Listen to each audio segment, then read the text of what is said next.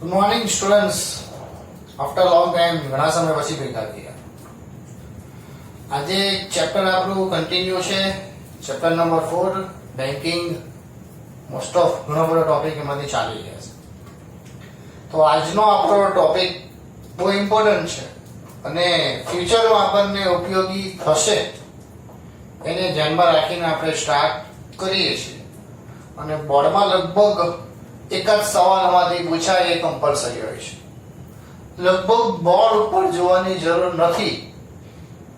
જો ખાલી સ્પીચ ઉપર ધ્યાન આપશો તો લગભગ એમાંથી આપણે ઘણું બહુ કવર કરી લેશું અને સમજવામાં સરળ રહેશે, વાંચવામાં સરળતા રહેશે. એટલે ક્લિયર કરી દેમ.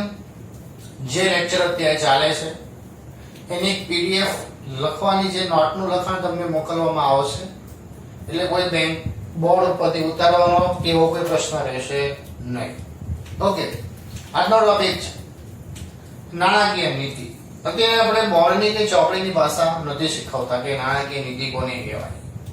એક સિમ્પલ બેઝિક કોને કહી શકાય, તમારા મગજમાં ખ્યાલ ક્લિયર થાય પહેલા ચર્ચા એની ક્લિયર કે ભાઈ નાણાકીય નીતિ કોને કહી શકાય. નાણાકીય નીતિનો મુખ્ય હેતુ કોઈ સામાન્ય વ્યક્તિ માટે, આપણા માટે નથી હોતો. નાણાકીય નીતિ નક્કી કરવાનું કામ ઓનલી ફોર ગવર્નમેન્ટ, સરકારનું કામ છે. સરકાર નાણાકીય નીતિ ક્યારે નક્કી કરે? મોસ્ટ ઓફ આપણા ઘરમાં પણ જ્યારે પૈસાની અવર જવર થતી હોય તો આપણને મંથલી ખબર કે આટલા પૈસા આવે છે ને આટલા જાય છે, આટલા બચે છે.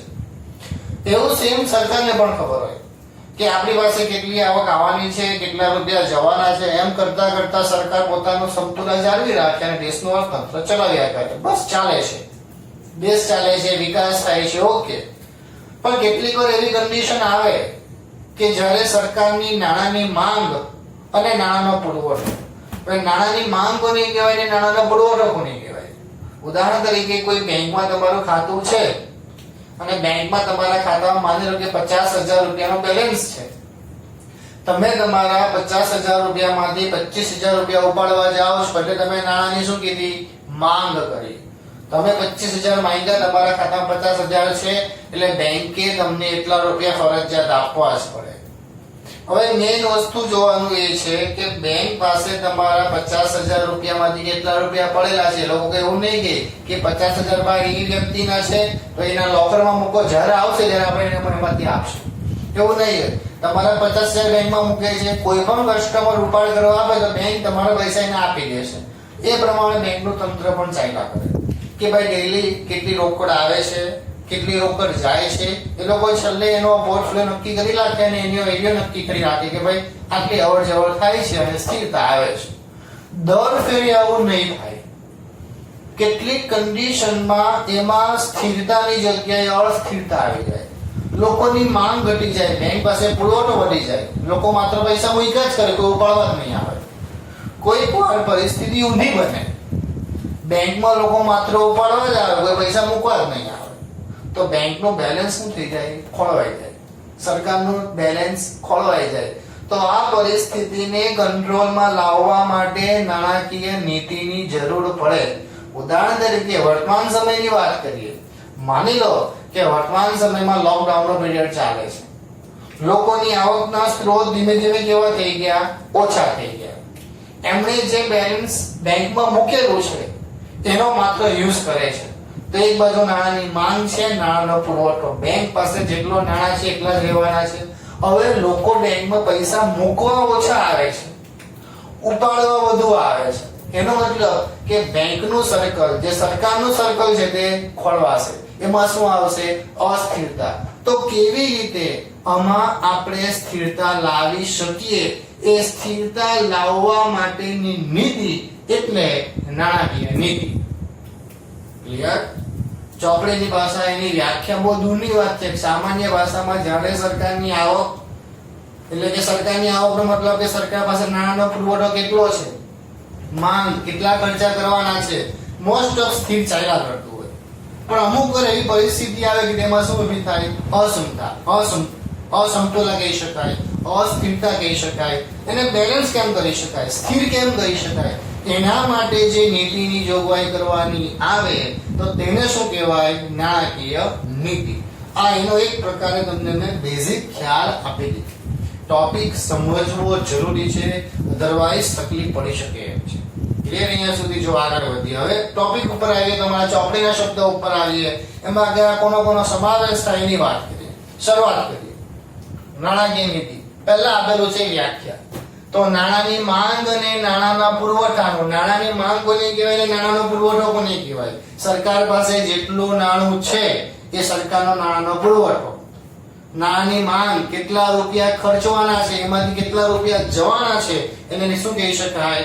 નાણાંની માંગ. તો વ્યાખ્યા શું આવે? નાણાંની માંગ અને નાણાંના પુરવઠાનો સંચાલન અને નિયંત્રણ કરવાની નીતિ. નાણાંની માંગ અને નાણાંના પુરવઠાનો શું કરવાનું? સંચાલન અને નિયંત્રણ કરવાની નીતિ. તો એને શું કહેવાય શકાય? નાણાકીય નીતિ. ફરી એકવાર, બહુ સિમ્પલ. નાણાંની માંગ અને નાણાંના પુરવઠાનું શું કરવાનું? સંચાલન અને નિયંત્રણ કરવાની નીતિ. તેને કહી શકાય નાણાકીય નીતિ. નાણાકીય નીતિમાં જો આગળ વધવું હોય તો નાણાકીય નીતિની સીધી અસર કોને થાય? આંતરરાષ્ટ્રીય બજારને. આંતરરાષ્ટ્રીય બજારને શા માટે અસર થાય? ઉદાહરણ તરીકે કોઈ કન્ડિશનમાં સરકાર પાસે નાણાંનો પુરવઠો એકદમ ઘટી જાય, સરકાર પાસે કોઈ પ્રકારના સામાન્ય ખર્ચા કરવા માટેના નાણાં પણ ન હોય, તો એક પ્રકારે જો લોકોને ખબર પડે, સમાજને અસર પડે, તો આપોઆપ આપણા રૂપિયાનું મૂલ્ય અમેરિકન ડોલરના પ્રમાણમાં ઘટવા માંડે. દેશમાં કોઈ કન્ડિશનમાં કટોકટી સર્જાય, અફરાતફરી સર્જાય, આવી કન્ડિશન સીધી આંતરરાષ્ટ્રીય બજારને અસર કરી શકે. ત્યાર પછી સ્થિરતા લાવવા માટે. સ્થિરતા ક્યારે લાવી શકે? કોઈ કન્ડિશનમાં નાણાંનો પુરવઠો વધી જાય, કોઈ કન્ડિશનમાં નાણાંની માંગ વધી જાય. બે કેવા રાખવાના છે? બેલેન્સ. માની લો કે કોઈ કન્ડિશનમાં સરકારનો નાણાંનો પુરવઠો 1 લાખ ઉપર સ્થિર રહેતો એઝ એક્ઝામ્પલ. આ વખતે 1,25,000 છે. 1,25,000 એનો મતલબ કે 25,000 કેવો છે? અપ છે. સરકારને ખબર પડશે કે કોઈ કન્ડિશનમાં પુરવઠો વધે છે. પુરવઠો ક્યારે વધે? એનો મતલબ કે લોકો લોન લેતા બંધ થઈ ગયા છે. તો કઈ કન્ડિશનમાં લોન વધુ આપી શકાય? તો જે વધારાના 25,000 છે એ કોઈ કન્ડિશનમાં સરકારે બીજાને લોન તરીકે આપવાના છે. તો 25,000 કોઈ કારણસર કોઈ બીજા કાયદા કાનૂનમાં ફેરફાર કરીને એને ક્યાં સુધી લાવશે? 1 લાખ સુધી લાવશે. એનો મતલબ કે સ્થિરતા લાવવા માટેની શું કહેવાય? નીતિ. ત્રીજો ટોપિક શાખ સર્જન. એ રિઝર્વ બેંકમાં ડીપમાં ટોપિક આવ્યો હશે. શાખ સર્જન કે રિઝર્વ બેંક અથવા તો કોઈ પણ બેંક પોતાના એક નાણાંમાંથી ઘણા બધા નાણાંનું શું કરે છે? સર્જન કરે છે. ઉદાહરણ તરીકે તમે બેંકમાં 10,000 રૂપિયા મૂક્યા હોય તો કે બેંક તમારા પોતાના 10,000 પોતાના કે પર્સનલ લોકરમાં નથી મૂકતા. એમાંથી 10% કે 20% પોતાની પાસે રાખે, બાકીના પૈસાનો શું કરે? બીજાને લોન આપે. એટલે કે માની લો કે મારી પાસે 10,000 છે મારા ખાતામાં કેટલા રહેવા દેશે? માત્ર 20% નક્કી થયા હોય તો 2,000, 8,000 બીજા લોન આપશે. બીજા 8,000 એ પાસે એમાંથી 20% રહેવા દેશે, બીજા 80% બીજા લોન આપશે. આ પ્રમાણે પોતાનું ચક્ર ચલાવ્યા કરશે. આ ટોપિક લગભગ તમને આગળ આવી ગયો છે રિઝર્વ બેંકના કાર્યોમાં. તો એને શું કહી શકાય? શાખ નિયંત્રણ માટે પણ ખૂબ ઉપયોગી બને છે. કોનું કામ બનશે? એ બધો નાણાકીય નીતિના ટોપિક મેં બધો ટોપિક આવી શકે. ક્લિયર? આનો બેઝ હતો. વ્યાખ્યા બે છે. જો પહેલી વ્યાખ્યા શું છે? નાણાંની માંગ અને નાણાંના પુરવઠાનું સંચાલન અને નિયંત્રણ કરવાની નીતિ એટલે નાણાકીય નીતિ. આંતરરાષ્ટ્રીય બજારને અસર કરે, સ્થિરતા લાવવા માટેની નીતિ છે અને શાખ સર્જનના નિયંત્રણ માટે ઉપયોગી છે. ત્યાર પછી છે વ્યાખ્યા. નાણાકીય સત્તા દ્વારા લેવાયેલા એવા સભાન પગલાં. ફરી એકવાર, નાણાકીય સત્તા દ્વારા લેવાયેલા એવા સભાન પગલાં કે જે નાણાંનો જથ્થો, ઉપલબ્ધિ અને નાણાંના ખર્ચમાં શું લાવે? પરિવર્તન. જો 3 શબ્દ યાદ રાખવાના. એક, નાણાંનો જથ્થો, ઉપલબ્ધિ અને નાણાંના ખર્ચમાં શું લાવે? પરિવર્તન. બીજી વ્યાખ્યા ઉપર આવી. વ્યાખ્યા: નાણાકીય સત્તા દ્વારા લેવાયેલા એવા સભાન પગલાં. નાણાકીય સત્તા એટલે કે જે નાણાકીય નીતિને હેડ હશે એની વાત કરે છે. નાણાકીય સત્તા દ્વારા લેવાયેલા એવા સભાન પગલાં કે જે નાણાંનો જથ્થો, ઉપલબ્ધિ અને નાણાંના ખર્ચમાં શું લાવે? પરિવર્તન. કે જેથી કરીને બધી વસ્તુ સ્થિરતાપૂર્વક ચાલ્યા કરે. એટલી વસ્તુ ચાલ્યા કરે તો આપણા માટે કેવું કહેવાશે? કે બહુ ઇનફ છે. આપણે એકવાર રિપીટ કરીએ. નાણાકીય નીતિ કોને કહી શકાય? કઈ કઈ બાબતોનો સમાવેશ થાય અને એની કેટલી વ્યાખ્યા છે? બે વ્યાખ્યા છે. જો પહેલી વ્યાખ્યા, નાણાંની માંગ અને નાણાંના પુરવઠાનું સંચાલન અને નિયંત્રણ કરવાની નીતિ. કોને માટે ઉપયોગ અસર થાય? તો કે આંતરરાષ્ટ્રીય બજારને સ્થિરતા લાવવા માટેની નીતિ અને શાખ સર્જન માટે નિયંત્રણ. પછીની વ્યાખ્યા, હવે અહીંયા વ્યાખ્યા ચોપડીમાં ટોટલ 3 આપી છે. આપણને 3 માંથી કોઈ એક યાદ રહે તો ઇનફ છે. માની લો કે ઉપરની વ્યાખ્યા લખો તો પણ ચાલશે, નીચેની વ્યાખ્યા લખો તો પણ ચાલશે. ઉપરની વ્યાખ્યામાં કયા શબ્દ? માંગ અને પુરવઠો, સંચાલન અને નિયંત્રણ. આમાં કયા શબ્દ? નાણાકીય સત્તા દ્વારા લેવાયેલ એવા સભાન પગલાં કે જે નાણાંનો જથ્થો, ઉપલબ્ધિ અને નાણાંના ખર્ચમાં શું લાવી શકે? પરિવર્તન લાવી શકે. આ એનો મેઇન બેઝ. હવે જેની જરૂર છે ટોપિક શરૂ થયો. આમાંથી આજે આપણે વધીને 2 ટોપિક ચલાવી શકીએ એમ છે. એના કરતા વધુ ટોપિક લગભગ આજે નહીં ચાલી શકે, કારણ કે મુદ્દા એટલા ઇમ્પોર્ટન્ટ છે, સમજવાના બહુ જરૂરી છે. નાણાકીય નીતિના સાધનો. નાણાકીય નીતિના સાધનો 6 કે 7 છે. છેલ્લે સુધી ચેપ્ટર પૂરું થાય ત્યાં સુધી સાધનો ચાલ્યા કરશે. આજે 2 ટોપિક આપણે ભણીએ. એક છે બેંક રેટ, બીજું છે રેપો રેટ, અને રેપો રેટ ની સાથે પાછું આવે રિવર્સ રેપો રેટ. અહીંયા ધ્યાન આપવા કરતા જે સ્પીચ બોલાય એની પર ધ્યાન આપશો તો વધારે મજા આવશે. Bank rate. ચલો બેંક રેટમાં યાદ રાખવાનું કે વેપારી બેંકને લાંબા ગાળા માટે લોનની જરૂર છે. એટલે પહેલો ટોપિક આ વેપારી બેંક બની ગઈ, આપણને ખબર હોવી જોઈએ. એસબીઆઈ છે, બેંક ઓફ બરોડા છે, પંજાબ નેશનલ બેંક છે, બધી વેપારી બેંકો કહેવાય. બરાબર. કોઈ કન્ડિશનમાં એ લોકો પાસે નાણાં ખૂટી પડે, માની લો કે જેટલી નાણાંની જરૂર હોય એટલા નાણાં એમની પાસે અવેલેબલ જ નહીં પડે, તો એવું તો કોઈ વાર બને નહીં કે તમારા ખાતામાં 5 લાખ રૂપિયા લેવા જાઓ તમે બેંકમાં અને બેંક તમને ના પાડી દે કે ભાઈ મારી પાસે પૈસા નથી. જો માત્ર કોઈ એક વ્યક્તિને ખબર પડી જાય કે આ બેંક પાસે પૈસા ખૂટી ગયા છે, એક્ઝામ્પલ તરીકે કે યસ બેંકમાં એવું થયું કે યસ બેંકમાં કોઈ કન્ડિશનમાં નાની શું આવી ગઈ? કટોકટી. એમની પાસે નાણાં પૈસા ફસાઈ ગયા, કોઈને પૈસા આપી શકે એમ નહીં. એકને ખબર પડે, બેને ખબર પડે, ત્રણને ખબર પડે, બીજા દિવસે જેવી બેંક ખુલે એટલે બેંકમાં લાઈન હતી, બેંકે શટર પાડી દીધી. અને શું કહેવાય? નાણાંની કટોકટી. એ લોકો નાણાંનો સ્થિરતા ન લાવી શક્યા. તો આવું કન્ડિશનમાં માની લો કે યસ બેંકને બહાર લાવવા માટે કોને મદદ કરી? એસબીઆઈ મદદ કરી. વેપારી બેંકને મદદ કરી શકે. છેલ્લો ઓપ્શન પણ આવી શકે, આરબીઆઈ આવી શકે. ફરી એકવાર બેંક રેટમાં શબ્દ આપણે શું યાદ રાખવાનો કે લાંબા ગાળાનું ધિરાણ. હવે લાંબા ગાળાના ધિરાણમાં તમારે યાદ એ રાખવાનું કે જ્યારે કોઈ કન્ડિશનમાં કઈ બેંકને, તો કે જ્યારે આરબીઆઈ, ફરી એકવાર આરબીઆઈ રિઝર્વ બેંક વેપારી બેંકને લોન આપે કોઈ કન્ડિશનમાં, SBI state bank of India પાસે જ્યારે નાણાં ખૂટી જાય કે ભાઈ મારી પાસે પૈસા નથી, હાથ ઉપર કરી દીધા છે મેં આજે, તો આવી કન્ડિશનમાં પ્રજાનો વિશ્વાસ જાળવી રાખવો પડે કે નહીં, પ્રજાએ પૈસા મૂકેલા છે અને પૈસા મળવા જ જોઈએ. તો આવી કન્ડિશનમાં જ્યારે પૈસા ખૂટી પડે ત્યારે એસબીઆઈ વેપારી બેંક પાસે મદદ માંગશે કે મારે ભાઈ 1000 કરોડની જરૂર છે, તમે મને લાંબા ગાળા માટે 1 વર્ષ કરતા વધારે સમયગાળો. લાંબા ગાળા કેટલો આવી શકે? 1 વર્ષથી 5 વર્ષ, 10 વર્ષ, 15 વર્ષ પણ આવી શકે. એના માટે લોન માંગી કે તમે મને 1000 કરોડની શું આપો? લોન આપો. કોણે માંગી? તો કે લોન માંગી છે એસબીઆઈ આરબીઆઈ ની પાસે. આરબીઆઈ કહે છે ઓકે, હું તમને 5% દરે 1000 કરોડની લોન આપું છું. કેટલા ટકાએ? 5%. તો જે વ્યાજનો દર 5% નક્કી થયો એને શું કહેવાય છે? Bank rate. ફરી એકવાર, કોને પૈસાની જરૂર પડે? જ્યારે વેપારી બેંકને પૈસાની જરૂર પડે તે કન્ડિશનની આપણે વાત કરીએ છીએ. વેપારી બેંકને જ્યારે પૈસાની જરૂર પડે, આરબીઆઈ ની પાસે જો એ લોકો લોન માંગે અને જે વ્યાજના દરે પૈસા મળે એ વ્યાજના દરને શું કહી શકાય? એ વ્યાજના દરને કહેવાય બેંક રેટ કહેવાય. ક્યારે બેંક રેટ સસ્તો આવી શકે, ક્યારે બેંક રેટ મોંઘો આવી શકે, પહેલા ચર્ચા આપણે એની કરેલી. અહીંયા ધ્યાન જો, અહીંયા માત્ર વ્યાખ્યા જ છે. આરબીઆઈ વેપારી બેંકોની લાંબા ગાળાનું ધિરાણ જે વ્યાજના દરે કરે તેને શું કહી શકાય? તો કે એને કહેવાય બેંક રેટ. ક્લિયર અહીંયા સુધી? હવે આગળનો ટોપિક એ આવે ક્યારે ફાયદો થાય અને ક્યારે નુકસાન થાય. માની લો કે ચાલો ક્યારે સસ્તું પડે ક્યારે મોંઘું પડે. આપણે આ ટોપિકમાં અત્યારે આગળ વધીએ છીએ. માની લો કે લોન કોની જરૂર છે, તો કે ભાઈ એસબીઆઈ આરબીઆઈ ની પાસે લોન માંગી. સામાન્ય રીતે અત્યારે વ્યાજનો દર 6% ચાલે છે. કોઈ કન્ડિશનમાં માની લો કે એસબીઆઈ આરબીઆઈ પાસેથી લોન કેટલા ટકા દરે લીધી? 7% ના દરે. તો લોન કેવી પડી? મોંઘી પડી.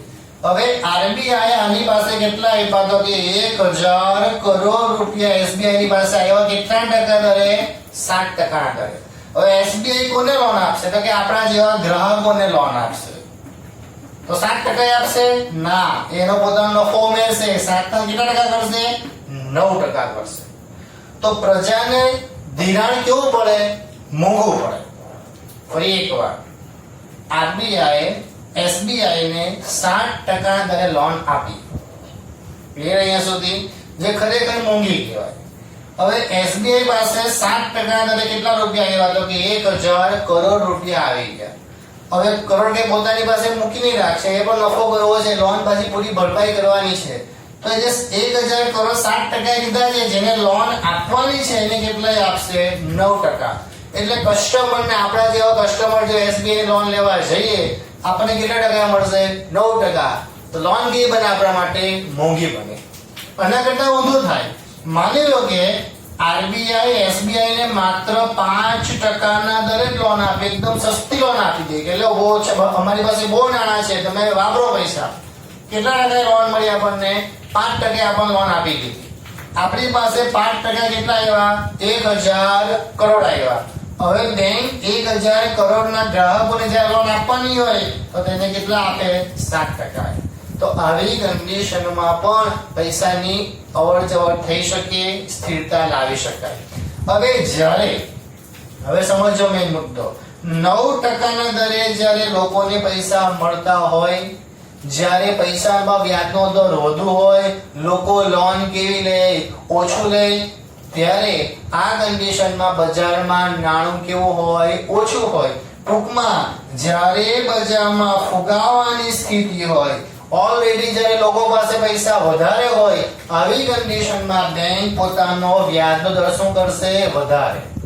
ફરી એકવાર, જ્યારે લોકો પાસે પહેલેથી સ્થિતિ સારી છે, લોકો પાસે પૈસા વધારે છે, અને જો બેંક વધુ લોન આપે ઓછા દરે, તો લોકો તો લોન લેવાના જ છે. લોકો વધુ લોન લેશે તો બજારમાં વધુ વધારે પૈસા આવશે, હજુ વધારે ફુગાવો સર્જાશે. તો જ્યારે સરકારે ફુગાવાને ઓછો કરવાનો હોય, એવી કન્ડિશનમાં વ્યાજનો દર શું કરશે? વધારે. ક્લિયર? ઓકે, અહીંયા ગયા. ચડાગરવતી મુદ્દો એકદમ ક્લિયર કરીએ. કયો? બેંક રેટનો. માની લો જો આગળનો કોઈ યાદ નહીં હોય, નહીં સમજ પડીએ તો એ સોલ્વ કરી શકાય. માની લો કે 6% નો વ્યાજનો દર એ બેલેન્સ ની વધારે કહેવાય, ની ઓછો કહેવાય. એસબીઆઈ લોન પહેલા માંગી કેટલા ટકા આપી? 7%. એટલે વ્યાજનો દર કેવો? મોંઘો હતો. પ્રજાને કેટલા દરે આપે છે? 9%. લોકો પૈસા કેવા લે? ઓછો લે. ઓછા ક્યારે લેશે? કે જ્યારે બજારમાં ઓલરેડી ફુગાવાની સ્થિતિ હોય, લોકો પાસે પૈસા વધારે હોય, ત્યારે બેંક વ્યાજ શું કરશે? વધારશે, જેથી લોકો ઊંચા વ્યાજના દરે પૈસા નહીં લેશે. એના કરતા ઊંધું થાય. જ્યારે લોકો પાસે પૈસા જ ન હોય, દેશમાં કટોકટીની પરિસ્થિતિ ચાલતી હોય, લોકોને સરકાર એવું માનતી કે લોકો પૈસા લે, દેશનું અર્થતંત્ર ચાલે, આવી કન્ડિશનમાં આરબીઆઈ એસબીઆઈ ને ઓછાના વ્યાજના દરે લોન આપશે, 5% ના દરે. પ્રજાને કેટલા મળે છે? 7. ટૂંકમાં પ્રજાને નાણું કેવું બને છે? સસ્તું. લોકો બધા લોન લેવા આવશે, લોન લેશે, માર્કેટમાં પૈસા ફરતા થશે, અને ધીમે ધીમે જે દેશમાં અર્થતંત્રમાં કટોકટી છે એને શું કરી શકાશે? દૂર કરી શકાશે.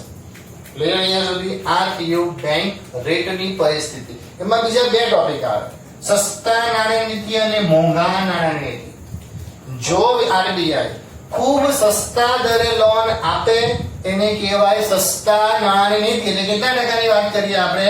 5%. એવરેજ 6% છે. લોન કેટલી આપી દે? 5% જ આપી દે.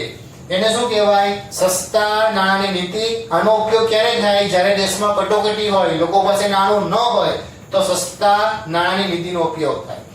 મોંઘા નાણાંની નીતિ, જ્યારે આરબીઆઈ, એસબીઆઈ કે બીજી કોઈ વેપારી બેંકોને ખૂબ ઊંચા વ્યાજના દરે જો લોન આપે તો એને શું કહેવાય? મોંઘા નાણાંની નીતિ. ઉદાહરણ તરીકે 7% લોન આપે. લોકો પાસે નાણું ઓલરેડી વધારે હોય, ફુગાવાની પરિસ્થિતિ હોય, એને દૂર કરવા માટે સરકાર આ નીતિનો ઉપયોગ કરી શકે. ક્લિયર અહીંયા સુધી? હવે એનો રેટ ભારતમાં કેટલો ચાલે છે એની વાત કરીએ. જો 1953 માં એનો રેટ હતો 3.5%, 1981 માં હતો 10%, 1991 માં 12% અને 2016 માં કેટલો હતો? 7%.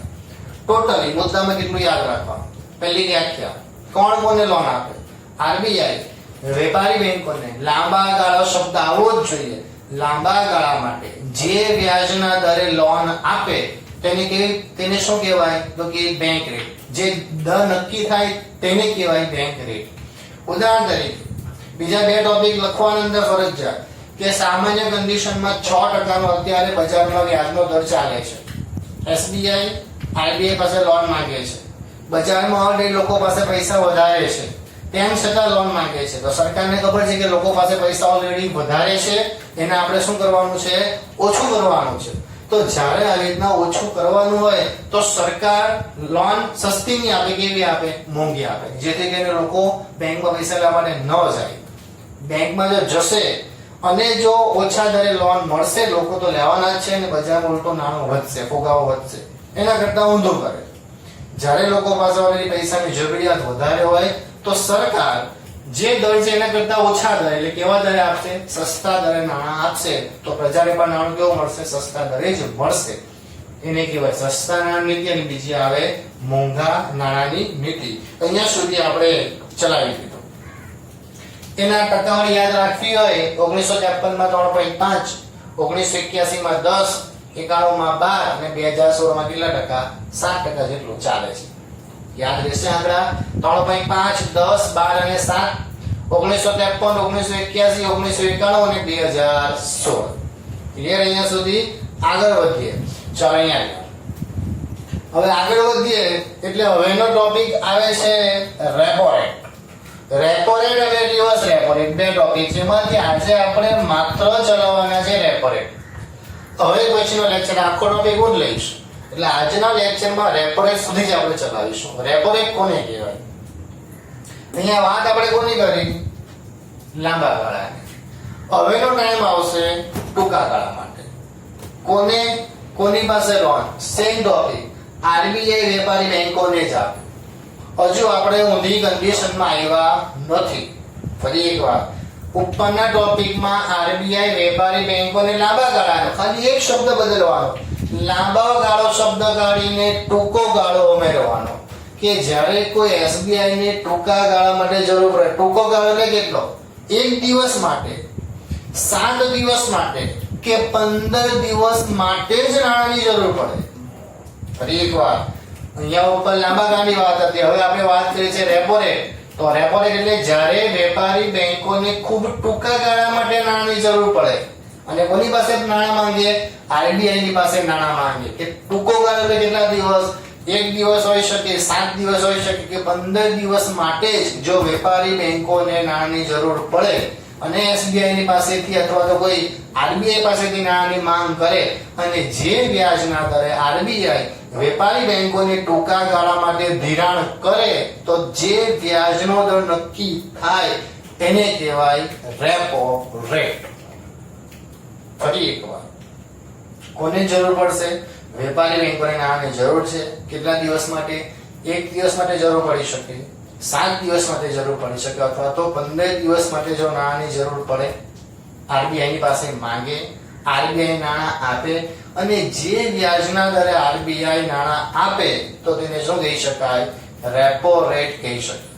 જ્યારે કોઈ કન્ડિશનમાં, હવે રેપો રેટના મુદ્દામાં જ લખવાનો છે આ મુદ્દો. જ્યારે કોઈ કન્ડિશનમાં એસબીઆઈ ને, બીઓબી ને, XYZ ગમે તે વેપારી બેંકે નાણાંની જરૂર પડે તો આના સિવાયનો બીજો ઓપ્શન પણ અપનાવી શકાય. એનો મુદ્દો રેપો રેટમાં જ આવે. ઉદાહરણ તરીકે માનો કે તમારું કોઈ વર્ષ બહુ સારું છે, તમારા ફાધરનું બહુ સારા રૂપિયા કમાઈ લે, તો માની લે કે સામાન્ય રીતે એક વર્ષમાં 2 લાખ કમાતા હોય, તો કોઈ વર્ષ બહુ સારું આવે કે એમાં લોકો 5 લાખ રૂપિયા કમાઈ લે. બની શકે એવું? દર વર્ષે 2 લાખ રૂપિયા કમાય છે. કોઈ એકાદ વર્ષ એવું બહુ સારું આવી ગયું કે જે લોકો 2 લાખની જગ્યાએ કેટલા કમાય છે? 5 લાખ. તો જે વધારાના 3 લાખ છે એનું કોઈ જગ્યાએ શું કરશે? ઇન્વેસ્ટમેન્ટ કરશે. ઉદાહરણ તરીકે ફિક્સ ડિપોઝિટ મૂકશે, સોનું લેશે, ચાંદી લેશે, ત્યાં શું કરશે? ઇન્વેસ્ટમેન્ટ. એવું સેમ બેંકનું પણ થાય. બેંકનો પણ દર વર્ષે નફો આવે. કોઈ કન્ડિશનમાં એસબીઆઈ દર વર્ષે માની લો કે 500 કરોડનો નફો કરે છે, એની જગ્યાએ આ વર્ષે 800 કરોડનો નફો કર્યો. વધારાના કેટલા કર્યા? 300 કરોડનો નફો એમણે કર્યો.